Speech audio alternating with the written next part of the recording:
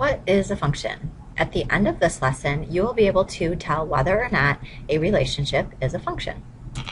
Right, I'm going to go ahead and start us off with just the definition of function, and then we'll get into some examples so that we can tell whether a relationship is a function or not. All right, first of all, a function is a rule that establishes a relationship between two quantities, the input and output. And for each input, there is exactly one output. And one more note about this, more than one input can have the same output. All right, let me give you a few examples so you know exactly what I'm talking about. First of all, I know that we did a warm-up today. An example of that warm-up would have been 5x plus 1, and I told you to evaluate it when x equals 3. So what we did in this case, we plugged in 3 for the x, so I did 5 times 3 plus 1, and that gave me 16. All right?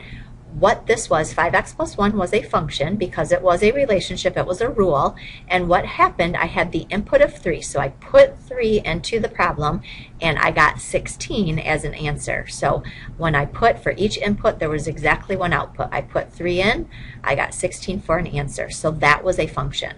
All right? In a different situation, kind of in a more real-life situation, I'm going to use the example of McDonald's. All right, I bet you did not know that McDonald's was a function, but it is. All right, when I'm going to McDonald's, the first thing that I'm going to be looking at, what would my input values be? Well, my inputs would be what I decide to order.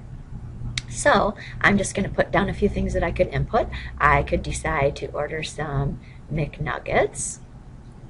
I could order a shake.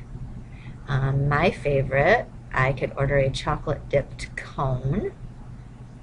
And there's all sorts of other things I suppose I could order. If I want, I could order a hamburger. We'll get a hamburger on there too. All right, so those are all inputs. So those are things that I'm going to input in. My output is going to be how much I end up paying for that item. So McNuggets, I'm going to assume that I got the McNuggets off the dollar menu, so it's going to be $1. A shake, those are pretty expensive there. I'm going to say maybe a small one is $2.29. Chocolate dipped cone, I think last time I got one of those, it was about $1.29. And a hamburger, if you get it off the dollar menu, again, it's going to be $1. So you'll notice for each input, there's exactly one output. Every time I pick an item, McDonald's will tell me one price that I need to pay for. Okay? And then the other part of the definition, if you look at it, it says more than one input can have the same output. So if I look at in that, I have McNuggets and I have a hamburger. They both have the same output. They both have $1. That's okay. That's called the dollar menu at McDonald's. There's all sorts of items, there's all sorts of inputs that have that same price of $1, and that's okay. The only thing that could not happen is if I ordered a hamburger, they do not give me the option of paying $1 or $1.50. It is $1. It only has one price. So as we're looking through examples, I kind of always like to go back to the McDonald's example if I'm not sure exactly what to choose. So now let's look at some examples. All right, the first one I'm going to look at, we're going to look at 4 different ways to look at functions. The first one is looking at in tabular form or table. So in this one, I'm going to, and all these will be answered yes or no. Okay, item 0 is $3. Item 1 is $1. Item 3 is $5. Item 4 is $6. Does every item have a price? Yes, it does. Are there any items on here that have more than one price? So does item 1 have 2 different prices? Nope. Does item 3? Nope. Does item 4? Nope. So we are all good to go. So my answer for this one would be yes. The reasoning would be is that every input has exactly one output. Okay, if I look at the next example, item 0 is $3, item 2 is $7, item 3 is $2, and item 5 is $7. So the questions I'm going to ask myself, does every item, is it matched with the price? Yes, it is. And then the second question I'm going to ask is, are any of the items, do they give me more than one option for a price? Nope, 0 only has one price, 2 only has one price, 3 only has one price, and 5 only has one price. I'm going to show one thing that is okay. Notice item 2 and item 5 are both $7. That's our dollar menu example, and that is totally okay. So this one again is a yes, and the reason would be exactly the same as the reason before.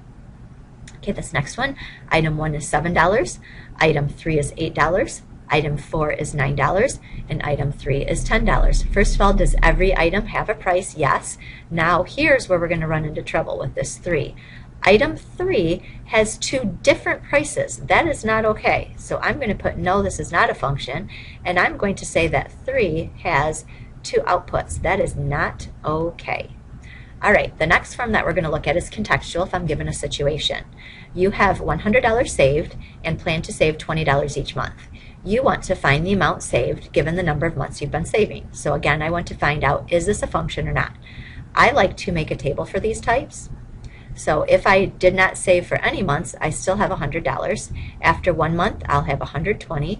After 2 months, I'll have $140, and so forth. So does every item have a price? Yes, it does. And then the second thing, if I listed 2 again, it would still be $140. So there's no way that I could list a number and then it would have a different answer. It all has the same answer every time. So this one is a yes.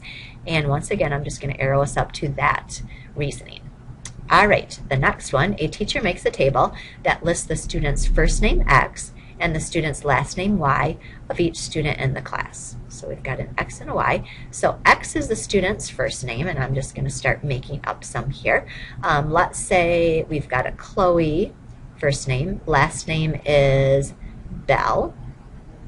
Okay, then we've got a Nikki, and her first name, last name is Carol. And then we've also got another Nikki, and her last name is Sanchez. All right, so I'm just making stuff up. You could look at the people in your class, I suppose. We need to figure out, is this a function? So does every first name have a last name? Yes, it does. Now, is it possible for someone that has the same first name to have a different last name? Well, yes, there is. So we can see this input of Nikki has 2 different outputs, and that is not okay. So I'm going to say no for this one, and I'm going to say Nikki has 2 outputs. And you might not thought of one right away, but we definitely want to look, once we start making our list, we're going to say, is it possible for me to mention that name again? And the answer is different. In this case, it is definitely yes. All right, now let's look at it in symbolic form. That's just looking at the equation. These ones are nice because if we look at the posters that are in our room, if we can identify it with a function family, then for sure it's a function. So if I look at y equals 2x minus 5 and I look at the posters, I'm going to notice that this is a member of the linear family. So I can right away say that yes, this is a function, and I'm going to say it is a member of the linear family. And that's all I need to do. Okay, then y equals x squared. Again, if I look at my posters, I'm going to notice there's a poster on it that everyone has a power of 2, and that's actually the quadratic family. So this one then definitely, yes, is a function, and it's a function because it is a member of the quadratic family.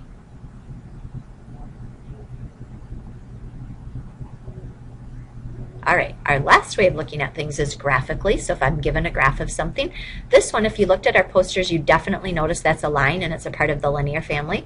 So I could definitely say yes. And once again, I could just say that this is a member of the linear family. Okay, but not all the pictures that we have will be members of families, but we can still identify it. I'm going to use something that's called the vertical line test to help me out. And what I will do for this, I'm going to draw 3 vertical lines through, and I could draw as many as I wanted. What I'm going to be looking at, this vertical line touches my picture 1 time. This vertical line touches my picture 1 time. This vertical line touches my picture 1 time. What that shows me is that every input has exactly 1 output. So that is also yes because of that vertical line test. Okay, if I look at the second one, this kind of looks like absolute value, but it's actually turned on its side. So I'm going to use the vertical line test to help me with this one. If I drew a vertical line, I actually only have to draw 1 this time. When I draw the vertical line, I notice that this vertical line touches the picture 2 times. which shows me that this one input has two outputs, and we're not allowed to have that. It's only allowed to have one input. So this is definitely a no. We could say because of the vertical line test, but I'm going to on this one say there is an input that has two outputs. That's why the vertical line test helps me out. Okay, this next one, I don't want to connect the points, but what I'm going to do instead is make a table of the points. So my x, this first one, it goes to the left 4 and up 2. The next one goes to the left 1 and up 1. The next one goes to the right 1 and up 1. And the last one goes to the right 3 and up 2. So when I'm trying to decide if this is a function or not, every input has one output, and -4 doesn't have two different answers somewhere. -1 doesn't have two different answers. 1 or 3 doesn't either. And it is okay for -1 and 1 to both have the same y, just because same thing as the dollar menu example. So we're going to say yes on this one, and this would be every input has exactly one output. All right, so that's pretty much it. Hopefully now you can decide whether a relationship is a function or not.